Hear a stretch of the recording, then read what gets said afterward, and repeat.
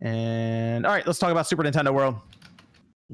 Super Nintendo World, we got that direct. It was 50 minutes. It was weird that they announced a Nintendo Direct for a theme park, but it was pretty good. There's Miyamoto. We haven't seen him in years, so Yeah, That's a good point. Did you see his hair? yeah, he looks fantastic. He looks happy. Yeah. He looks great. he's Yeah, he also looks like he was like super involved in stuff. Like he was like talking about all of the attractions and like the discussions they were having. It's like, man, you got like Miyamoto making decisions about a theme park. That is like very exciting to me. That's probably a dream of his too. Like I bet it is. I mean, they talk about making the Mario toy, and like you could tell that this is something that he's always wanted to do. It's like, yeah, it was very intoxicating. His charisma about this whole thing. I was very into it. Can we talk about the food? The food looks amazing. looked so good. That was like actually almost depressing thinking about, man, when am I going to get a chance to actually go there and eat there? That's so good. And then you can beat the crap out of question blocks with your. Okay, so I have a question about this. The doubling wristbands?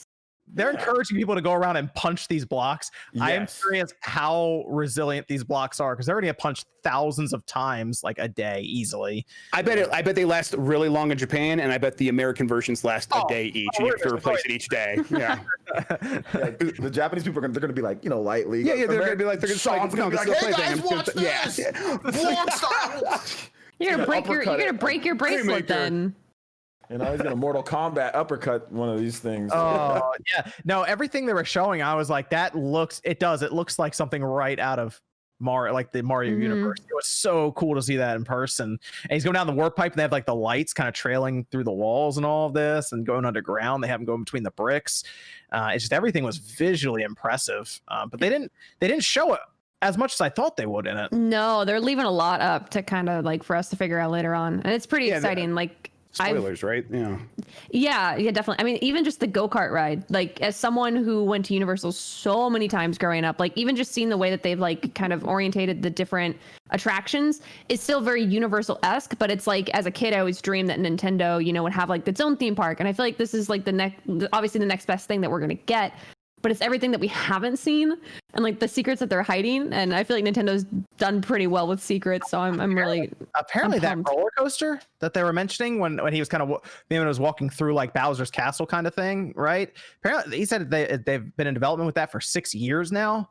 And there was talk before in an interview about how there are like two different ones and they basically race against each other, and you can use power-ups against the other roller coaster and all this stuff. Universal's really interactive rides. It's wild. That sounds cool. So I'm waiting. Somebody's gonna go there obviously for YouTube. There are a lot of YouTube channels that like review roller coasters. That review I would legitimately sit down and watch just to see how they pulled that off, because Nintendo had some interesting ideas for this theme park. They have like the wristband that you walk around with and you kind of check in at different places. I don't know what you do with the coins. I don't know if they mentioned it and I missed it. It goes to the app, but they didn't say what you could use it for after you get it on the app. If you could redeem it or something. Phone wallpapers and stuff, yeah. I mean, if it's exclusive stuff, which I assume it will be, it's like stuff you can only get from coins from the theme park. That would probably get, like, people out there and interested, but they at least have that toy, I guess, that is exclusive to the theme park. But yeah, I do want to go. I don't know if it's going to be the one in Japan or if it'll be the one in, I don't know. Is California or Orlando getting the next one? Probably Orlando. California. Oh, you think California? Really? You think Orlando? I feel like Hollywood would get the treatment first. I thought they said Orlando first, but this is my coworker Mike Minotti is a huge theme park guy, and I remember him telling me that like they would do Orlando next. But I also remember him saying because of the pandemic, a lot of stuff is delayed. like on hold. Like there's a hold on all building across Universal. So if it's going to open, it's going to be a lot longer from now than what it was going to be. So that's why I'm like, let's see what happens. Let's see how this whole vaccine thing works out. And then maybe I'm going to take a chance and go to Japan finally. Three years? 3 years, maybe? I think that's optimistic, but maybe. Yeah. If it comes to Orlando first, oh my Lord, I'm going there every weekend.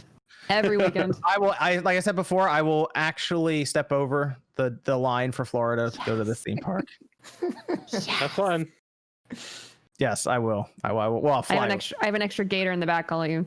Okay. I'll introduce you. Yeah, there was talk about like they were already like maybe clearing out space for like the Donkey Kong or Zelda expansion, and like that was like that was completely thrown out. Like that's just completely not going to happen right now because of the pandemic. So sorry you got excited, and now it's like I heard about that too. Yeah, where they're mentioning So I do wonder how far they'll explore, like with some of their different franchises. We'll see, because right now in Universal, there's a whole area just tailored to Marvel. So can they do an Animal Crossing one? Dude, all the kiosks, all the services could just be Animal Crossing themed. Metroid's gonna get like a booth somewhere. Jordan. We spent I swear, like an hour and a half, 2 hours after the direct, just like hypothesizing everything that we could do with different rides and different themes. Like Metroid could have really good ride ideas, What about Zelda? What do they do with Zelda?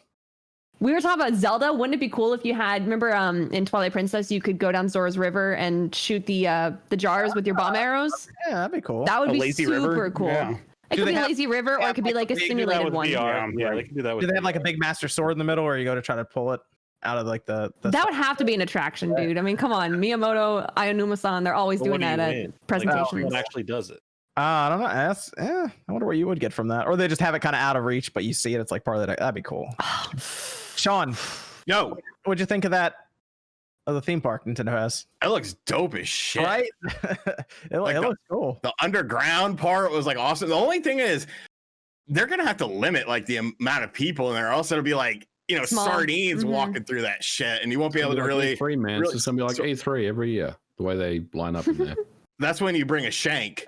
And you just, get out of my way, bitch. Especially if you're in the Florida one. Definitely bring the E3, bring the shank, to Florida, of course, You guys keep bashing Florida. I'll keep it all to myself because it's pretty nice here.